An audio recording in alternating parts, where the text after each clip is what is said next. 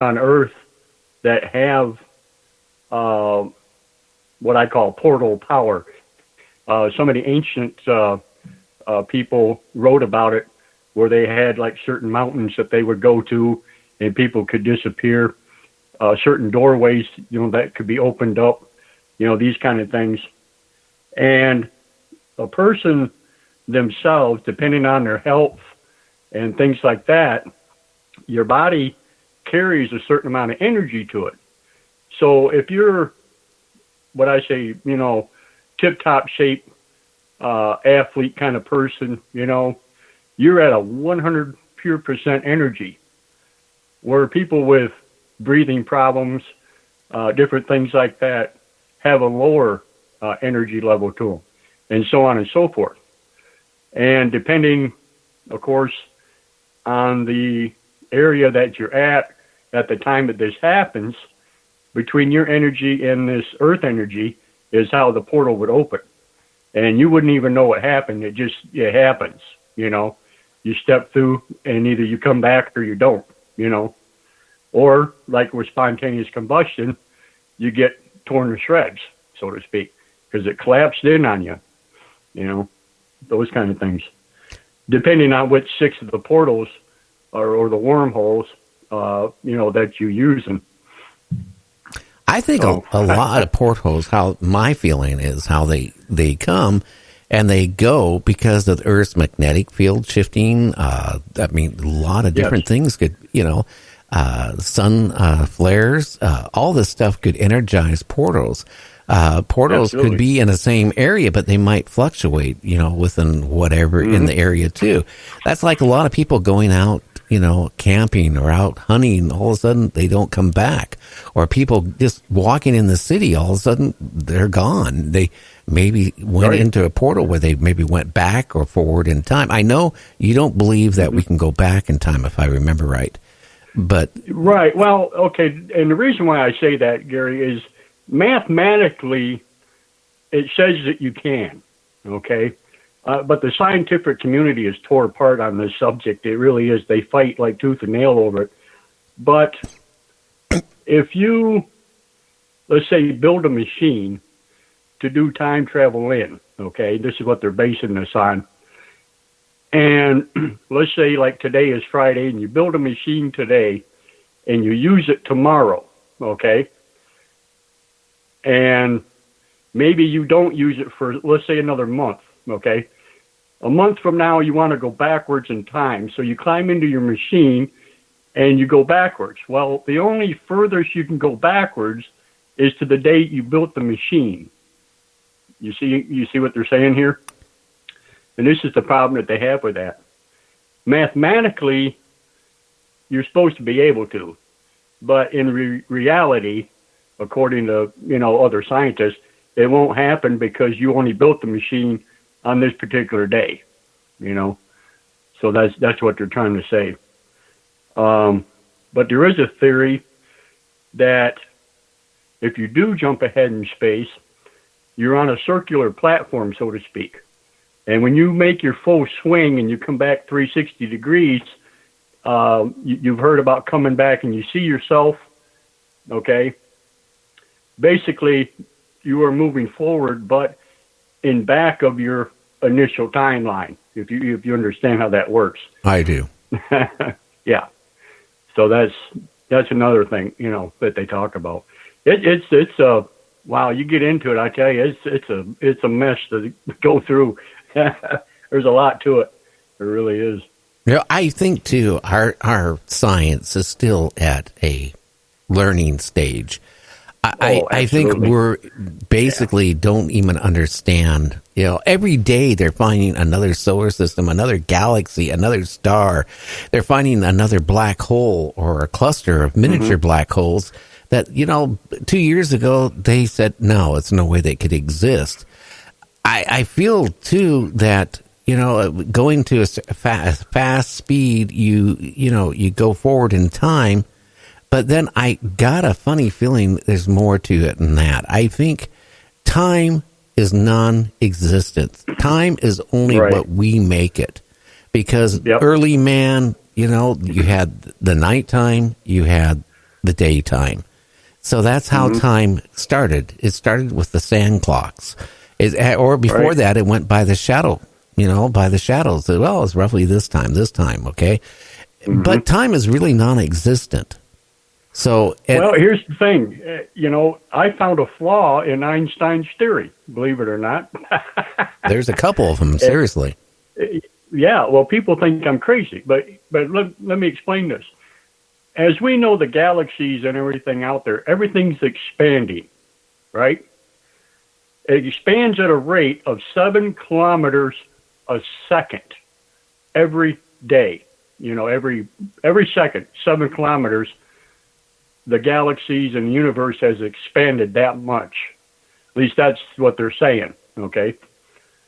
So when you're talking time travel and they're talking about using wormholes, and they say, like, if you take a sheet of paper and you fold it in half and you can travel from point A to point B in half the time and half the distance, well, how are you going to do that if space is expanding at 7 kilometers a second? If you're in that portal or in that wormhole, everything is going to change and shift because of the expansion rate. Right. Right? Yeah. So there's a flaw already. Okay? And the other flaw to that is, how do you know where center is in order to fold it? We don't. Do you know? A lot of people don't even realize. When the dinosaurs were walking this earth, we're on a complete opposite side of the solar system right now. Oh, absolutely. Because we have moved drastically that much. I mean, exactly. People don't realize it. Einstein, had a lot of good theories that make a lot of sense. Some of it is accurate, but some of it isn't, because you know what? If you can't comprehend the future, then your calculations aren't going to be there. Aren't going to work. No. Absolutely They'll not. work for a while. That's the thing. A lot of people, for a while they will, but you got one problem with all of that. Infinite or infinity. People cannot grasp that. They don't have the understanding of what that really means. It's an endless thing. You're not ever going to find the end of it, Yeah. Well, I always tell people when I do get some people on that basically say, after you go through this galaxy and a couple of solar systems, that's the end of it. It's round. You come back where you start from. And I said, no, that's illogical. No. What's there going to be, a brick wall up there? And that's going to stop us? But the brick wall is taking up space. What's behind the brick wall? Is there going to be now continue brick wall forever? No. Exactly. We can't comprehend. That's the problem. We can't comprehend. Nope. You'll never get your mind wrapped around it. You really won't. And they can look for the God particle or where they want to all day long, and they're never going to find what they're actually looking for. You know what I'm saying? It's not going to, it doesn't exist for us. It really doesn't. But, yeah. So, what's your, do you feel that we're being visited by them? Absolutely. Okay. Absolutely. Yeah. What do you think? I have to say that. You know that well. Yeah. What do you think their motive is? The reason why I'm asking you is I get a lot of people on that say, they're here to serve mankind. They give off orbs. They're friendly. Mm-hmm. But like, if you listen to my show, you always hear me say, well, gee, if they love us so much, why would they kidnap you out of your car, out of your bed, experiment with you, brainwash you, and send you back if you're lucky? And then you have this feeling like, they're here to help us. Help who? Themselves. That's what I think. But what's your feeling? Yeah. I think people have that misconception. All right. Well, first of all, let me break something down here real quick. To me, there's basically 2 different types of abductions. Okay. You have what I call the conscious abduction and the unconscious abduction. The conscious abduction are people like Betty and Barney Hill, Travis Walton, the 2 guys, I forget what the hell their names were now, that were abducted off the boat dock there and stuff. Calvin Parker, a friend of mine. Right, there you go. Okay. These are people that physically see the craft and they are involved with the craft while they're awake. You know what I'm saying? They're driving down the road, they see the craft, they stop, they get out, they walk towards it. You know, they're interacting with it in a personal deal. Okay? So that's one type of abduction. The second one is like what I had, where you're asleep at home in your bed and you're woken up by these beings. And I honestly believe that the more I think about what happened with me, it's more of an out-of-body experience than it was a full-body experience. So therefore, I'm not seeing the inside of the craft, if you understand what I'm saying. I don't recall seeing tables and chairs and things being done to me, where everybody else that interacts with these craft and they're taken, they remember it all because they're in that moment the whole time. If that makes sense to you. It does. Mm-hmm. When that's my theory. I mean, when did it happen to you? Gosh, this is back years ago, 1975, down in a town called Auburndale, Florida. And I was 12, 13 years old at the time. Yeah. Oh, wow.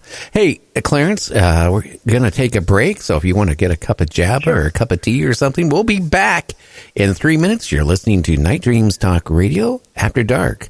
And, well, I'm going to go get another cup of tea. We'll be back.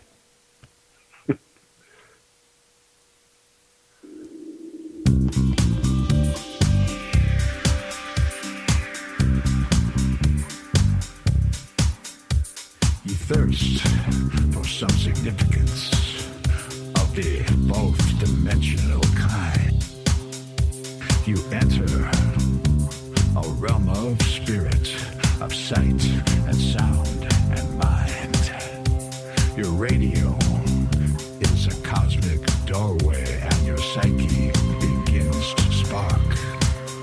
When you tune in to Gary Anderson and Night Dreams After Dark.